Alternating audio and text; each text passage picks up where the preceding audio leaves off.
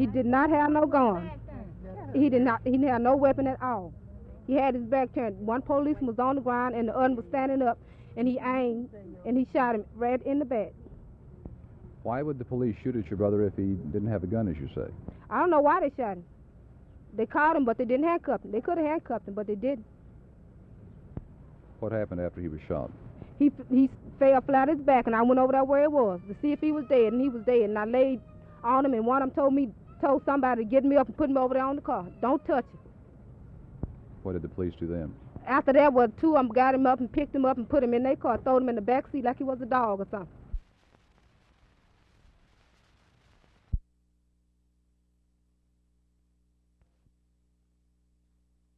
How much will the benefits increase if it's passed? Well, a single veteran will now get $220 a month, and a man with one dependent will get $261, and a man with two dependents would get $298, which is up from about $170 is what the single veteran has been getting up till now.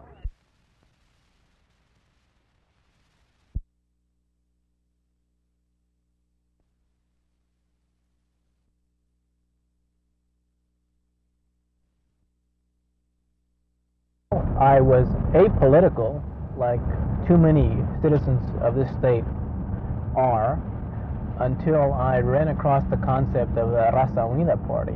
And what's motivated me to go is the concept of the Raza Unida party and what it's trying to do.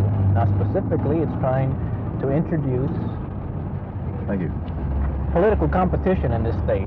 Align yourself with somebody. Are you a Nixon man, a McGovern man? Who do you come closest to supporting nationally? I'm definitely not a Nixon man. The Raza Unida party came out in its national convention held in El Paso on September the 1st as not endorsing any candidate. Well, let me put it this way then. Are you a conservative? Are you a liberal? Are you a screaming liberal? What the Raza Unida is a conservative in that we want what the Constitution says we should get, what every citizen should get. Now, nowadays, we're labeled as liberals, but really what we're asking for are just the basics. Might as well.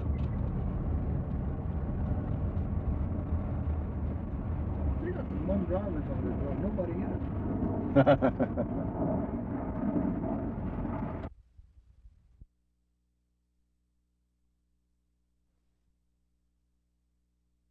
One of the last Keystone Kops, Korkey, turned 77 years old today. But he's not secluded in retirement waiting to see his old silent movies on the television tube. He's right here performing at the Texas State Fair Circus.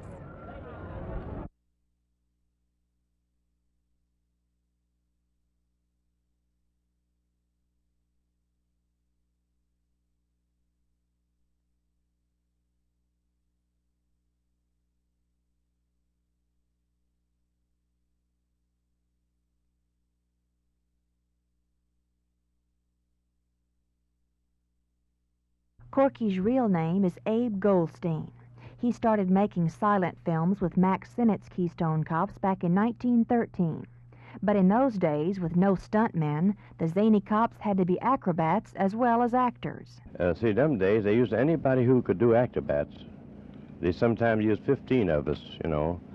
And we got 3.5 a day, 10 cents for lunch, 10 cents for car fare, and a box lunch. And we had to fall out of automobiles, jump out of buildings, and fall out of trees. But they always used a good acrobats. Most they ever got, I can say, 360. One time I was entertaining Rockefeller, William Rockefeller, lived up in Connecticut. And they asked me to go up to entertain these kids. So I was playing with a little boy. One of today is a big man. And the nurse said, "Don't touch her. He's one of the Rockefellers." I don't care if he's Jesse James's kid, I'm going to touch him. When the talkie movies broke up the cops' silent antics, Abe kept his uniform and went on to clown in circuses all over the world. At 77, Korkey the Cop is still working to make kids laugh. So if you see him at the fair this year, go up and shake his hand. He's the last of a breed. Martha McIntire, Channel 8 News on the Move.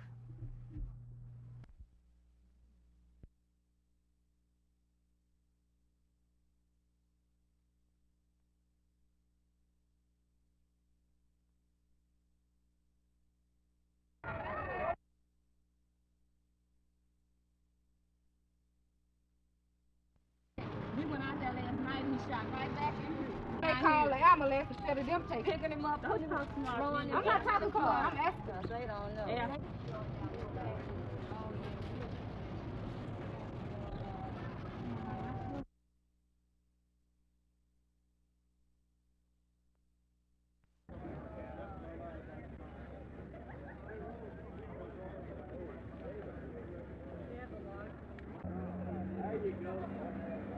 That'll break his back. Go. I don't know. I was looking for him. I couldn't take him. All right.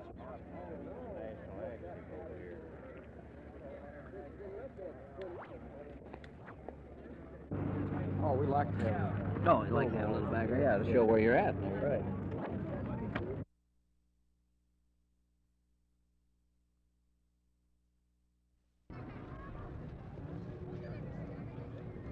Come over here and shake a hand with me. Come on, shake a hand with Korkey. I ain't seen this boy in 10 years. How you been? How's your family? You can have my hat because you're a nice little boy. I'll let you have it and wear it. Hey, where are you? Oh, there you are. Hey, you know the little boy was here last night. You know the little kid was last night. The little boy was there last night to see him. The little bitty boy about this big. He just, look at that, look at that man. Come over here. Look at that. Wave your hand at him. That boy. That's right. Hey, got dandruff. Your daddy. Everybody cry together. Oh, da da da da. Everybody cry. You gonna cry? You gonna cry? Well, come on and shake hands. Come on and shake hands. I can't walk. I got a sore finger. I'll make you look like me. I will fix it. Turn around this way so I can see your face. Now make it look like me. Watch me put this on the cake, and you make mama like me. Okay. I remember because I know it. Because that's a brand new baby.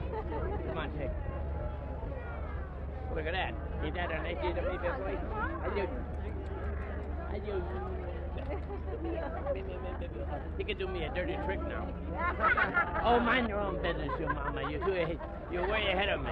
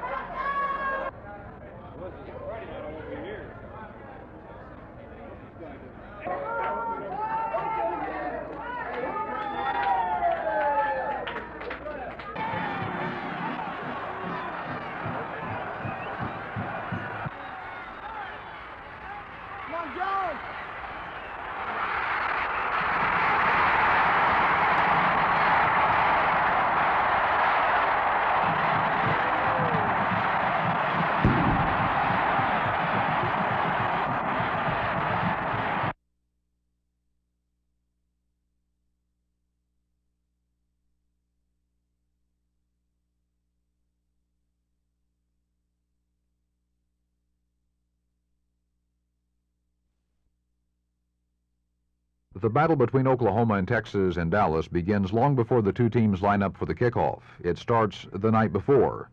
The downtown streets begin to fill up with Oklahoma and Texas fans early in the evening. The idea is to show your school spirit and to do a better job of it than the other side, and it goes on for most of the night.